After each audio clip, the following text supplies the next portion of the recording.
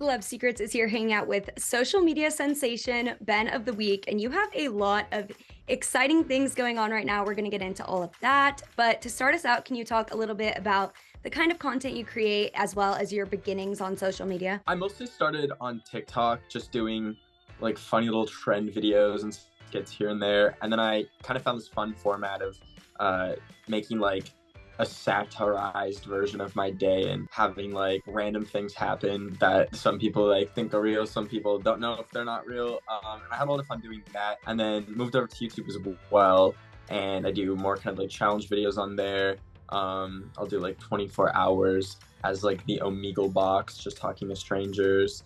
I went to a furry convention, just random things like that. And it's clear that people love your content. You have amassed millions of followers on Instagram, YouTube, TikTok. So can you talk a little bit about that quick rise to fame and what the feedback's been like? I mean, the people that watch my videos are like literally so funny and always like leave such good comments and like jokes, and like if there's like something in my nose, like they'll point it out.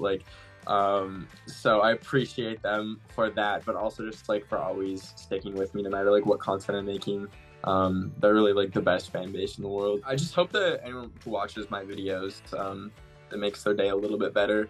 I know there's like a lot of like media that people consume, and I just hope that the stuff I make brightens people's day just a little bit. I know you were nominated for Breakthrough Creator at the Streamy Awards this past winter. Can you talk a little bit about your reaction kind of finding out about that nomination? That blew my mind. I had to like check Twitter like 4 separate times to check if it was real.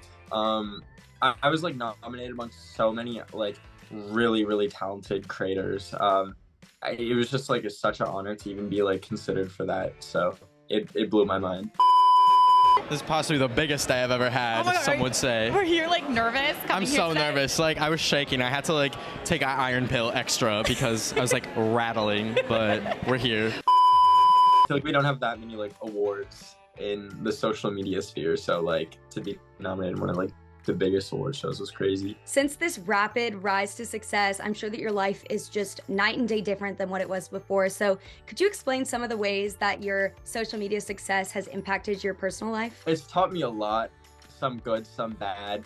I've like found out what my strong suits are when it comes to like making content, but I've also found myself like a lot of other people just sucked into their phones, like scrolling through TikTok for hours and hours. So I have like a 30-minute TikTok allowance for the day before I have to like type in a passcode to get more time, and only my mom knows the passcode. So that's definitely been a negative, is how addicting social media can be, but I've just like really cherished all the friendships and relationships I've made from it. You go on a lot of trips, not only in the US, but around the world. So do you have maybe like a dream destination or maybe even a trip that you have planned coming up soon? Yeah, I'm actually going to Ohio next week for something that I don't know how the video is going to turn out, so I don't want to like put it out into the universe yet, but it's going to be very silly and very out of left field. I think when like the notification pops up when the video comes out, people will be like, actually, where is he and what is he doing?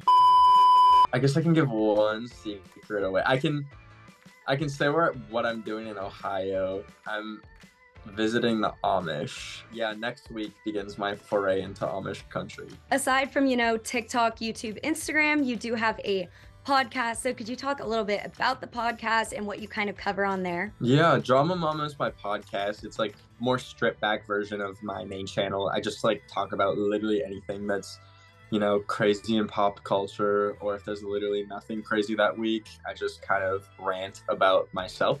But people seem to like it, and I think it's fun to have that outlet online. I know you do have a little segment on the podcast where you talk about near-death experiences that you've had. So do you have maybe a near-death experience that you haven't necessarily shared with the public that you can share with us? I've pretty much been very vocal on my podcast about all my near-death experiences, and since then I've like haven't had any run-ins with like the Grim Reaper. It's been like pretty safe on my end. I saw this dog.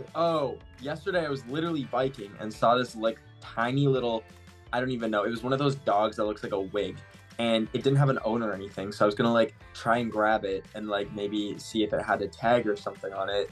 And I was gone for like maybe a minute to like think if I should like take the stray dog with me.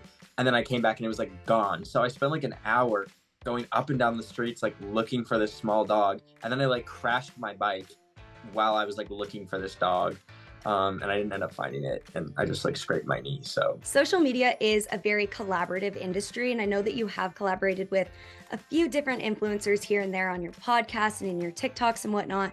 But is there one person that you would really, really want to collaborate with one day? I mean, yeah, I really haven't collaborated with that many people specifically, but you know, whenever it just feels right, usually it's with my friends that I'd like to collaborate with.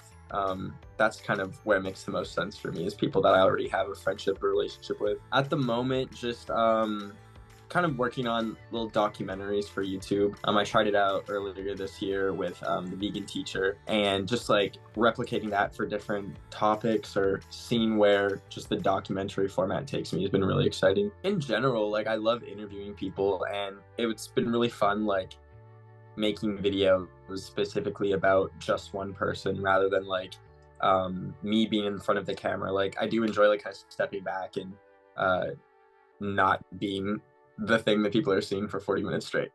There are so many events where creators kind of come together. So do you have any of those planned for the near future? Any that you would really want to attend? Yeah, I'll be at VidCon this year, and also going to Coachella again this year, which I'm so excited for. I'm like seeing Frank Ocean, not like personally, like just in concert. One could only wish. But I've seen Frank Ocean perform, and I'm very excited for that. I know you've been stepping out of the social media space a little bit, and now you are one of the hosts of Nick News on Nickelodeon. So could you talk a little bit about what Nick News is, as well as what your role is on the program? I'm always going to be like super focused on making videos first and foremost, but it's been fun diving into like TV, doing Nick News, which is this news program for kids that has existed before. And then we've kind of like revived it to bring it to Gen Z audiences in 2023. And we've had some really cool stories. I'm just one of like some other really like super talented and awesome hosts.